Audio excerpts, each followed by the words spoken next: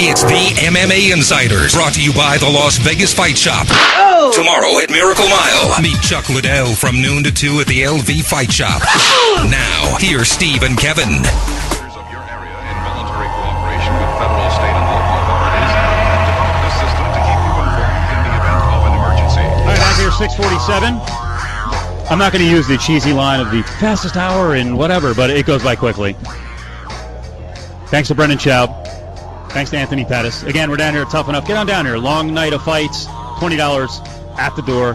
Kevin Iole's here. I'm Steve Cofield. We do this every Friday night at 6 o'clock. It's brought to you by our friends at the Las Vegas Fight Shop. And again, tomorrow, noon to 2, Chuck Liddell, Miracle Mile, Las Vegas Fight Shop. I'll be out there for a little bit, but come to see Chuck. That'll turn him away. That's a good point. That's a good point. All right, rapid fire on the fights. We're not going to cover all of them, but I'm going to give you one early fight. You can actually watch this on Yahoo on CageWriter.com. We are going to stream the early fights. I really like this kid. We are? I didn't know that. Yeah, we are. We are. You weren't. I was not aware. You weren't in the loop. Yeah. See, there you go. You find out. We're gonna have it on CageWriter. Yeah. Michael McDonald is a 3-1 favorite against Chris Carrieso. I don't know a whole lot about Carrieso. I am really impressed with Michael McDonald. He's a 20-year-old fighting at 135. Really good fighter. Yeah, he is. I like Michael McDonald a lot. His only loss, actually, was to Escovedo. A good fighter. Do we have a number on this one? This one is minus 300 on McDonald. I'm going to take McDonald. I'll lay the money there. Okay. Kendall Grove is back. Yeah, basically a 500 fighter at 85. Solid guy. I'm not a huge Tim Boach fan. I don't think he fights the right way for his skill set. Grove is minus 160. Boach is coming back.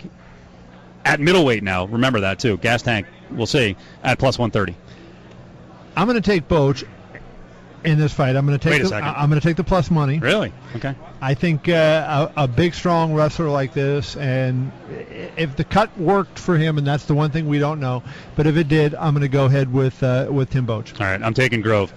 Miguel Torres, you are just short of Frank Mir in your love of Miguel. I like him as well. But I don't like. It's like he's gone too far in the direction of becoming the thinking man's fighter. He's minus 130. I worry about Demetrius Johnson just being all over him and taking him down and grinding it to a slower pace with wrestling. Going to wrestle him, yeah. I like Torres to win the fight because I think Torres is more, has more dimensions. But you're right. I think this is one I would pass it if from a betting standpoint, only from this because of this. This is one where you could see Johnson take him down and just kind of lay on him and smother him. This is like Struve fighting me. I mean, Demetrius is a short guy and Miguel is tall for 135. Brian Stan in Santiago. I took Stan. I'm not in love with that pick. He's minus 140 against George Santiago, who's a pretty well-rounded fighter, but I think he may feel some jitters. I noticed on the Yahoo picks that I'm listed as having Brian Stan, but I actually think I picked Santiago. I'm going to go with Santiago to win that fight. Look at this little conspiracy theory. I mentioned Struve. He is I'm surprised by this, a slight dog to Travis Brown. Yeah, I can't get that. Brown's minus 120, Struve is minus 110. I'll tell you my worry with Brown, gas tank, he gets way too fired up, really good athlete.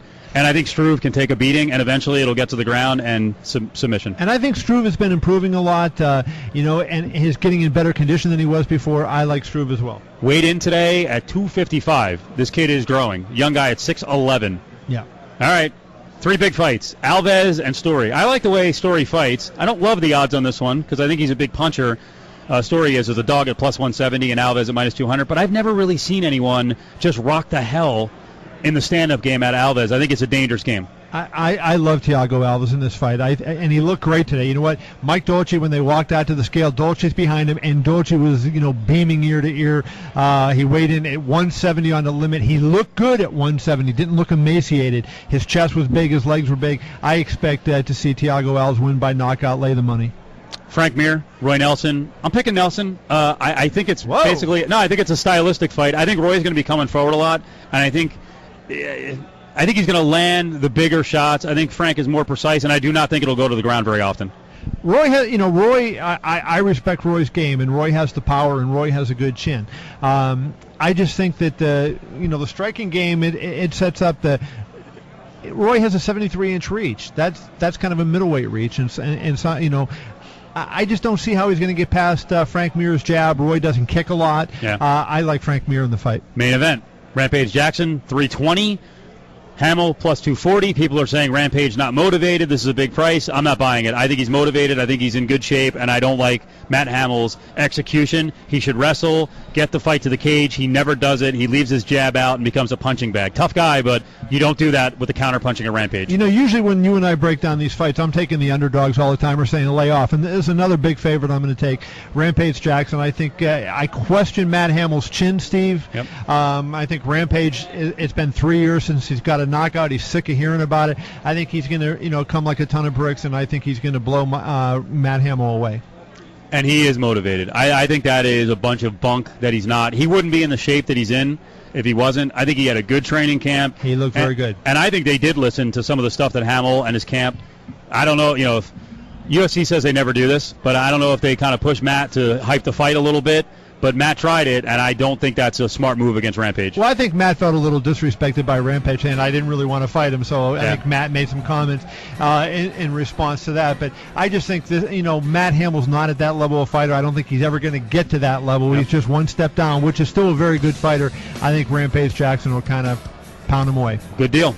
That was pretty quick, huh? Good show, man. That's an easy hour, but it's because Kevin did a nice job. Excellent job back in studio by Clay. Nice job by Reynolds with the setup down here. Thanks to the Cox Pavilion as well. Tomorrow, Las Vegas Fight Shop, Miracle Mile, Chuck Liddell, noon to 2. They've got all the walkout T-shirts. I will be buying an Octagon girl outfit. Not for me, though. I will have to find someone. Adam Hill will look good in that. I'm going to give it to my buddy, Adam Hill. So show up tomorrow, Las Vegas Fight Shop. And make sure you follow us on Twitter as well. We actually have an address for this show. It's at the MMA Insiders, at Kevin I, at Steve Cofield, at Clay the producer, at Reynolds 2305.